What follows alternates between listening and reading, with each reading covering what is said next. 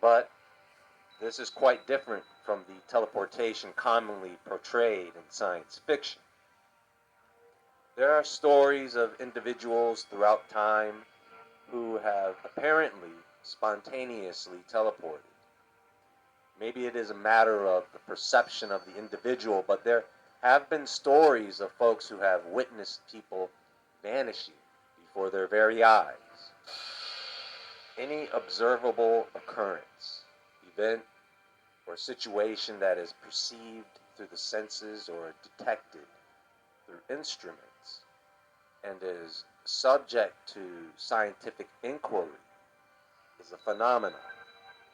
But when it comes to observing spontaneous teleportation, it is an oddity, an irregularity. It's an exception. Each of these expressions implies an event or situation that is unexpected, rare, or divergent from what is typically anticipated or experienced. It's a freak occurrence, or just the devil playing games.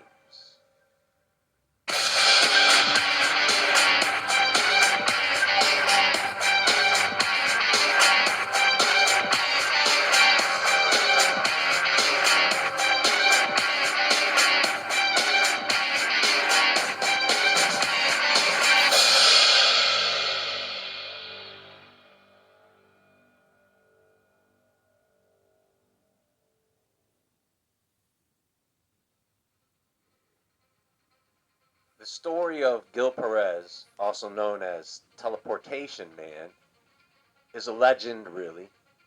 It's been passed down through generations. According to the tale, Gil Perez was a Spanish soldier stationed in Manila during the 16th century, which was then part of the Spanish East Indies. The incident is said to have occurred on October 24th, 1593. As the story goes, Perez was on guard duty at the governor's palace when he suddenly found himself in Plaza Mayor, Mexico City, thousands of miles away from his post in Manila. And so Perez was arrested on suspicion of desertion.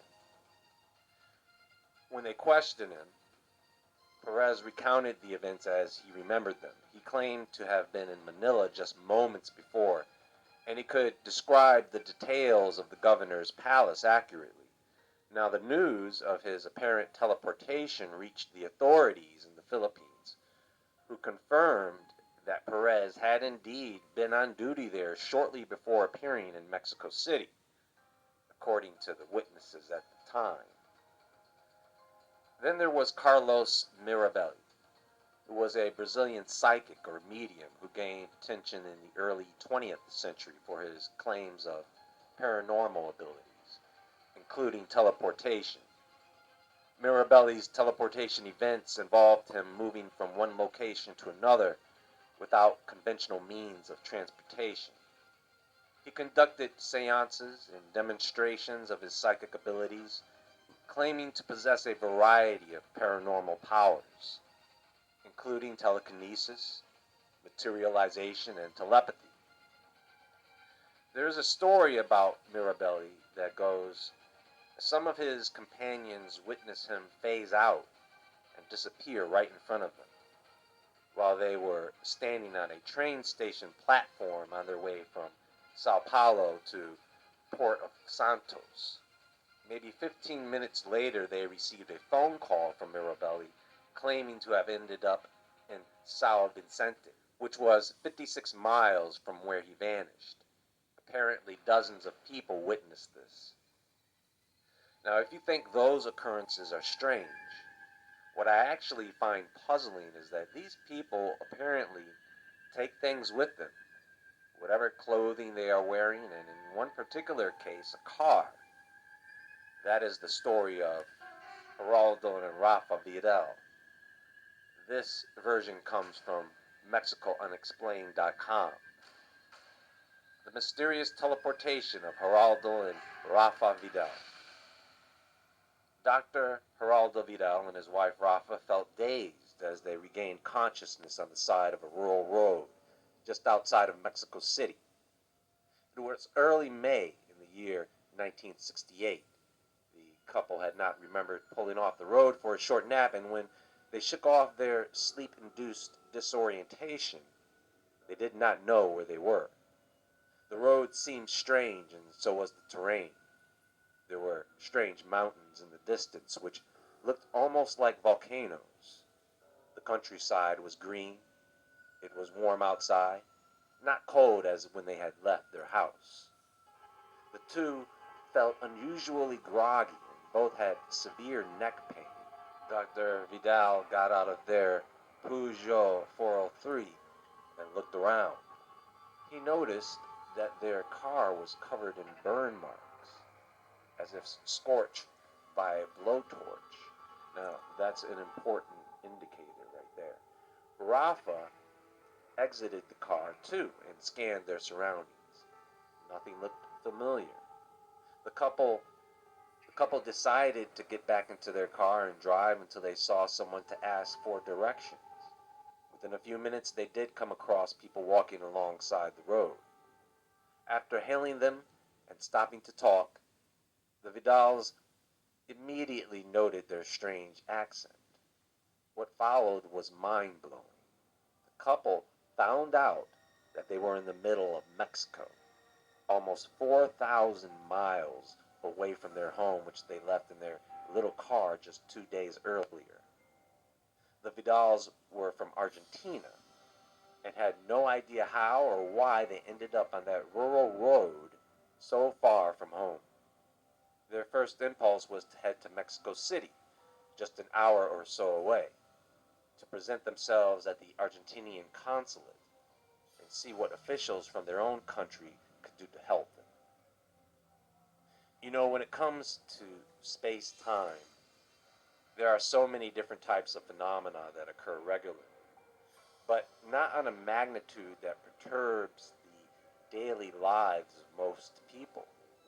Now, if spontaneous teleportation is real, then is the phenomenon more in line with a space-time anomaly or tricks played on people by evil spirits?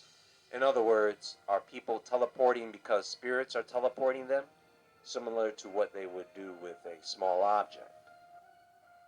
The reason I say that is because there was a case of two little boys who may have experienced such a thing.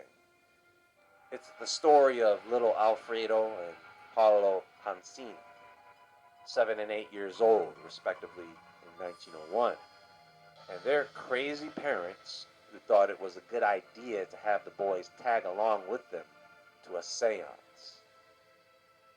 One evening, the 7-year-old Alfred, who had recently attended a spiritualistic seance, experienced sudden bouts of sleepiness, accompanied by peculiar occurrences. During these episodes, Alfred spoke in an unfamiliar oratorical voice, using languages such as French, Latin, and Greek, even reciting portions of the Divine Comedy. On one occasion, he made a promise during one of these fits, predicting the preparation of a good supper.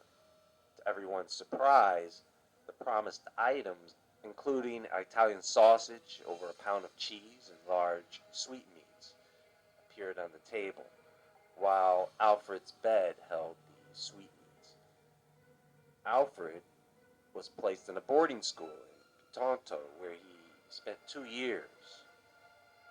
Even there, strange incidents continued. When someone merely intended to ask a question, not yet fully formed mentally, Alfred unconsciously wrote down the answer. In another instance, while he was in attendance of a spiritualistic seance with 3 professors present, he accurately identified the need for a wooden triangle for communication and revealed its location in the kitchen. The seance began, leading to the following dialogue. "Will you answer us?" "Yes, but the triangle must be made of wood." "We don't have one." "I've already crafted one, and you'll find it in the kitchen, in a stewing pan." And that is exactly what they found. A wooden triangle was discovered in a saucepan, intricately made with neatly halved nails at the corners. Why a wooden triangle? Well, I'm guessing they're not going to use it to play pool, so it must be some type of planchet, like for a Ouija board. They are commonly heart-shaped, but the older ones, some of those are triangle-shaped. When Alfred turned 10 and left the boarding school for home, new phenomena unfolded, involving his 8-year-old brother, Paul. One morning, at 9 o'clock in Ruvo, the boys found themselves at 9:30 in Molfetta, before the convent, without understanding how. On another occasion, with a desire to dine at 12:30, the Pancinis sent Paul to fetch wine. Waiting for his return for half an hour, they sent Alfred to find him.